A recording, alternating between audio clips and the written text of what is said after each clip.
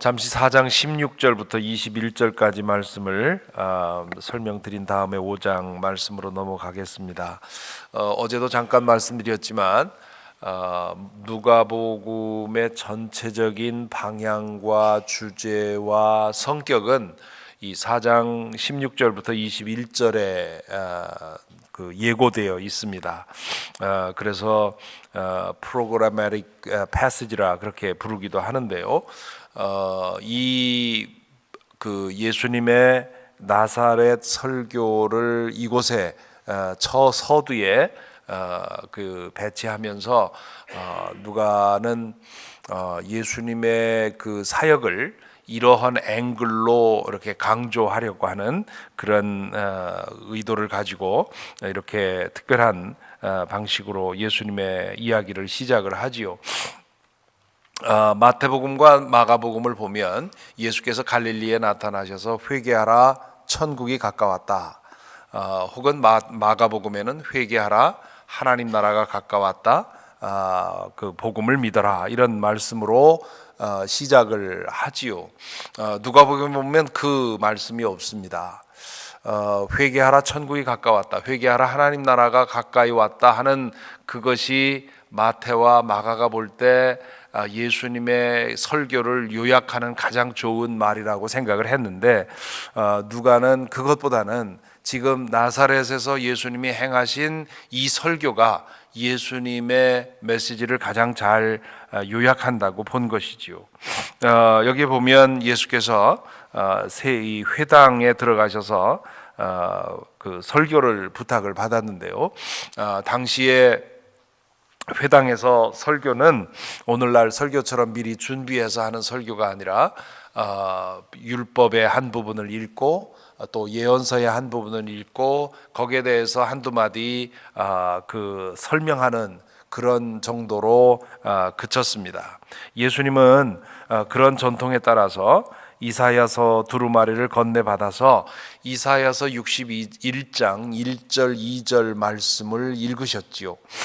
그리고는 그 회당에 당신 자리에 앉으셨습니다. 그러자 사람들이 아무 말도 하지 않고 당신 자리로 돌아가니까 무슨 일인가 하고 그를 주목했지요. 그때 예수님이 21절에 보면 이 성경 말씀이 너희가 듣는 가운데서 오늘 이루어졌다 그렇게 말합니다.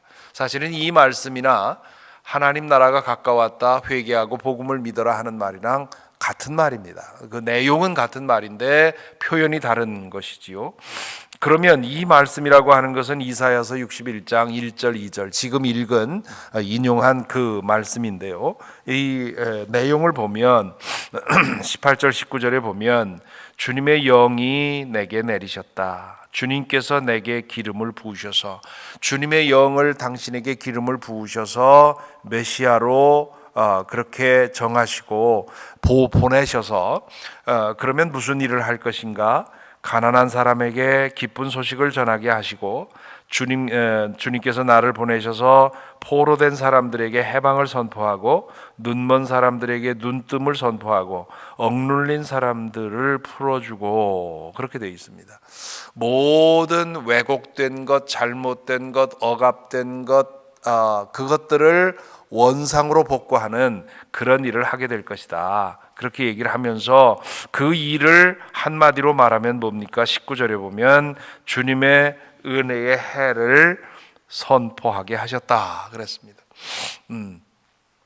지금 가난한 사람에게 복음을 전하고 포로된 사람을 해방시키고 눈먼 사람들을 뜨게 하고 억눌린 사람들을 풀어주고 하는 이 모든 일이 결국은 은혜의 해에 일어날 일입니다. 여기 은혜의 해는 the son of grace가 아니라 the year of jubilee입니다. 레위기 25장에 나오는 안식년이 7번 반복한 그 다음 해가 50년이 되는데요. 50년째가 되면 안식년이 아니라 그 다음에는 희년이 됩니다. 그 희년을 여기 번역에서는 은혜의 해라고 번역을 했지요. 레위기 25장에 보면 희년이 되면 모든 것을 원상으로 복구해야 됩니다. 그동안 처음에 토지를 분배를 해줬는데 50년 지나는 동안에 이런저런 이유로 토지를 팔고, 어떤 사람은 그래서 많은 토지를 가지고 어떤 사람은 토지가 없고 이런 상태가 되는데, 50년째가 되면 다시 모든 토지를 돌려주어서 모든 사람이 똑같은 선에서 시작하게 하고요. 또 그동안에 이런저런 사유로 그 노예가 된 사람들은 모두 해방시켜 주게 되고요. 그리고 빚을 진 것도 다 탕감해 줘야 되고요.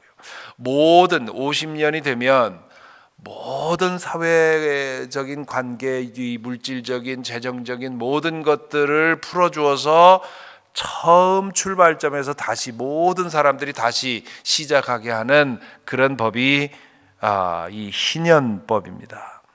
예수님이 이 땅에 오신 것은 바로 그 희년의 역사를 이루기 위한 것이다. 그런 말씀을 여기 누가복음 4장에서 예수님이 말하고 있는 것이지요.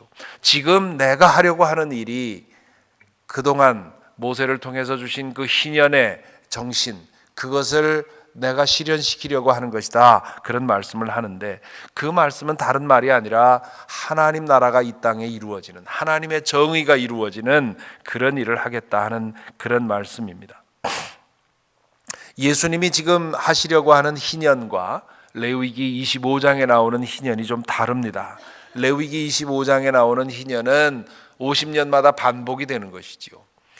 그리고 레위기 25장에 나온 희년은 사회적인 것들만 다시 원상으로 복구하는 것인데요.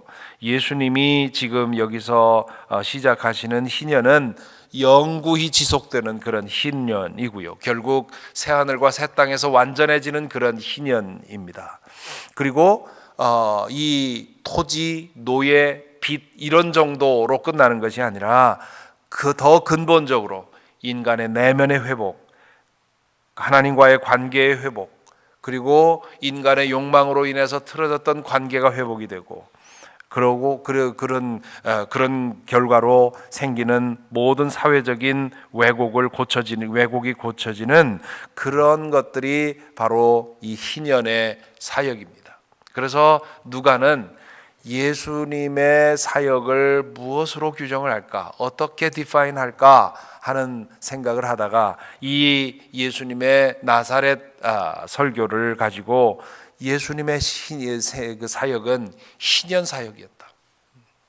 마태가 하늘나라의 사역이라고 얘기를 했고, 마가는 십자가의 사역이라고 했는데, 이 누가는 그것을 희년 사역이라고 규정을 합니다. 그래서 이 이야기 이후에 보면 4장 후반부에 보면 귀신 들린 사람을 고친 이야기가 나오고요.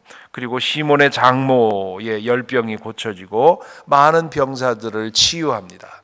이런 모든 일들이 결국은 이 희년의 실현이지요. 우리 하나님께서 우리를 원래 지으신 그런 상태로부터 이런저런 질병과 장애로 인해서 고통받는 사람들을 회복시키셔서 하나님이 원래 지으신 그 모습으로 회복시키시는 그런 역사를 지금 하고 있는 것이지요. 오늘 읽은 5장도 마찬가지입니다. 5장에 보면 어부들을 제자로 부르신 이야기가 나오지요. 거기에 보면 특별히 시몬 베드로의 이야기가 나옵니다. 또한 12절부터는 나병 환자를 치유한 이야기가 나오지요. 나병은 단순히 육신적인 질병의 문제가 아니었지요. 나병에 걸리면 사회적인 죽음을 당했습니다. 인간의 사회로부터 격리가 되어서 완전히 소외의 상태로 살아가게 되는데, 지금 이 나병 환자를 치유하신 일은 그의 육신적인 질병도 회복시킨 것이지만, 그가 그 질병으로 인해서 겪던 사회적인 그런 소외 관계도 회복시켜 주시는 그런 일을 하게 되지요. 그 다음엔 또 중풍병자를 고친 이야기가 17절 이하에 나옵니다. 그것도 역시 희년 사역으로 희년의 회복의 역사가 일어난 것이고요. 27절부터 32절에 보면 레위를 부르는 이야기가 나오지요. 이 레위가 이제 세리마테와 같은 말인데요, 같은 이름인데요. 레위가 그렇게 예수님을 따라 나선 다음에 레위의 집에서 큰 잔치가 벌어졌는데, 그때 그 잔치 자리에 이 레위와 비슷한 사람들이 모여들었습니다. 세리들, 그리고 바리새파 사람들이 볼 때 죄인 취급을 받았던 그런 사람들이 거기에 모여서 함께 먹고 있었습니다. 그러자 30절에 보면 바리새파 사람들과 그들의 율법학자들이 예수의 제자들에게 불평하면서 어찌하여 당신들은 세리와 죄인들과 어울려 마시고 있는 거요? 그렇게 묻지요. 그럴 때 예수님이 건강한 사람에게는 의사가 필요하지 않으나 병든 사람에게 필요하다. 나는 의인을 부르러 온 것이 아니라 죄인을 불러 회개시키러 온 것이다. 그렇게 말씀하시죠. 이것이 바로 예수께서 의도하시는 내면적인 희년입니다. 우리의 죄를 회개하고 그리고 하나님에게 돌아가서 하나님의 백성으로 회복되는 것. 그래서 나의 내면이 회복이 되고, 나의 내면이 회복되기 때문에 나의 말과 행실과 모든 것이 회복이 되고, 그렇게 회복이 되므로 나와 맺고 있는 모든 관계들이 회복이 되고, 그렇게 되면서 이 희년의 역사가 사회관계 속으로 퍼져 들어가는 그러한 과정을 주님께서 기대하시는 것이지요. 그리고 이어서 33절부터 39절에 금식에 관한 논쟁이 나오지요. 예수님과 제자들은 금식을 하셨을 것입니다. 그런데 사람들과 함께 모여 있는 곳에서는 금식을 하지 않았습니다. 오히려 잔치를 더 많이 했습니다. 그 잔치를 하는 이유는 그 잔치가 하나님 나라를 보여주는 굉장히 좋은 그런 현장이었기 때문입니다. 잔치에 받아들여지지 않느냐 하는 것이, 그것이 그 사람의 하나님 나라에 받아들여지느냐 받아들여지지 않느냐 하는 것과 일치하는 그러한 의식을 갖고 있던 그 시대였기 때문에 예수께서 그 잔치를 열고 거기에 다른 율법학자들의 잔치에는 결코 받아들여질 수 없었던 세리와 죄인들과 그런 사람들을 불러 모아서 함께 잔치를 하는 것은 예수님의 하나님 나라의 복음에 있어서 매우 중요한 일이었습니다. 희년의 잔치가 벌어지고 있는 것이지요. 그러니까 사람들이 보고는 세례 요한의 제자들도 자주 금식하고 바리새파 사람들도 항상 금식하고 있는 그런 모습을 사람들에게 보여주는데 왜 당신들은 그러지 않느냐고 묻지요.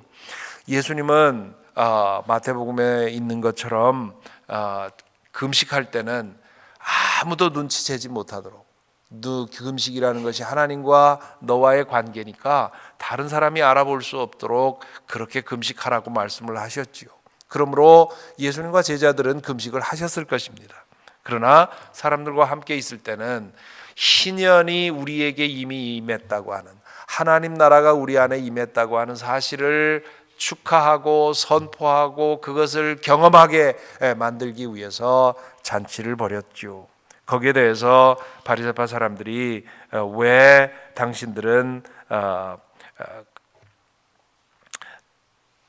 금식을 하지 않느냐 그렇게 질문을 하지요. 거기에 대해서 예수님이 지금 어느 시대인지 생각을 해봐라.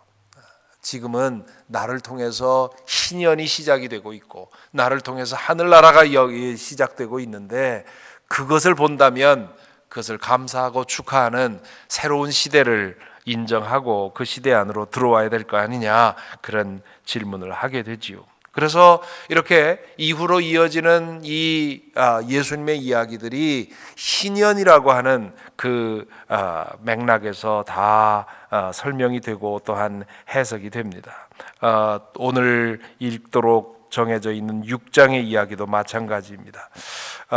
거기에는 두 개의 안식일 논쟁이 나오지요.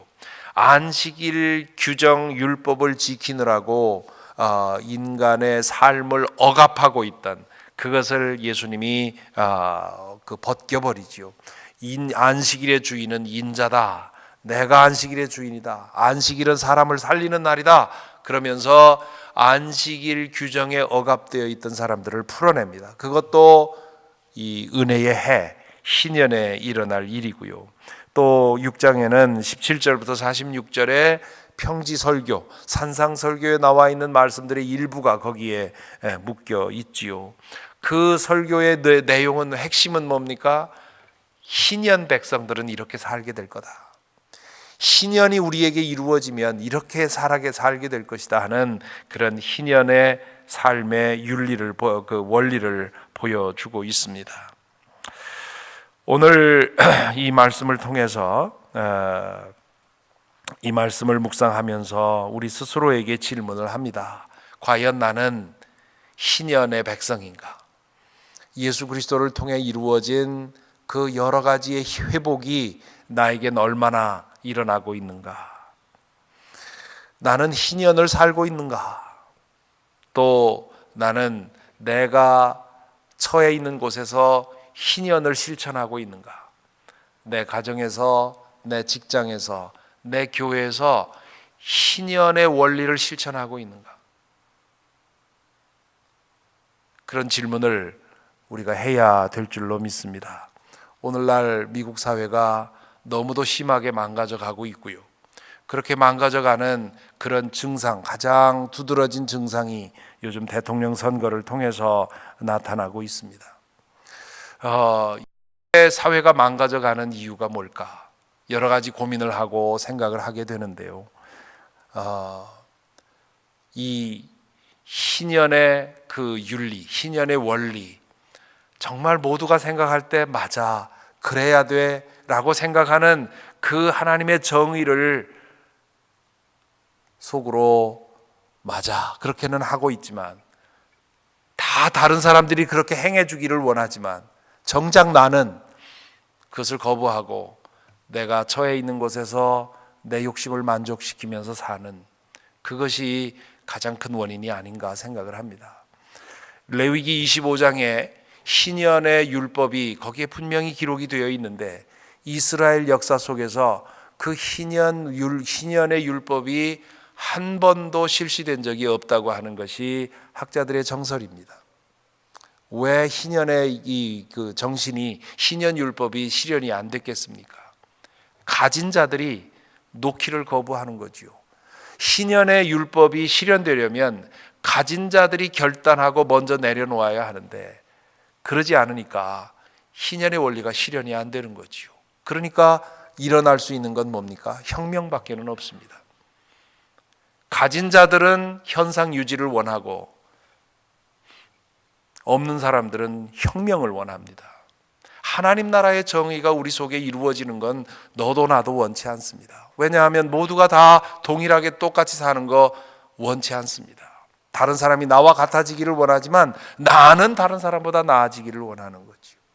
그렇기 때문에 가진 사람들은 가진 것을 계속 붙들기를 원하고, 없는 사람들은 혁명이 일어나서 저 사람들 걸 뺏기를 원하는 거지요. 우리 가운데 희년이 이루어지고 하나님 나라가 이루어져서 모든 사람들이 각자 자신에게 주어진 그 몫에 만족하면서 함께 더불어가는, 살아가는 그 세상은 원치 않습니다. 정말 그 세상이 옳다는 걸 알면서도 내가 그렇게 하기는 거부하는 것이지요. 그로 인해서 모두가 다 자기 몫만 챙기려고 이렇게 오래도록 노력하다 보니까 이 세상이 이렇게 뒤죽박죽이 되고, 그러다 보니까 누구든 좋다, 한번 세상 뒤집어 봐라고 지금 많은 사람들이 그렇게 기대하는 것 같습니다. 먼저 내 안에 희년이 얼마나 실현이 되었는지, 그리고 내 가정에서, 내 직장에서, 내 그래서 나는 얼마나 희년의 정의, 하나님 나라의 정의를 생각하며 살아가고 있는지, 그것을 깊이 생각하는 이 아침이 되기를 바랍니다.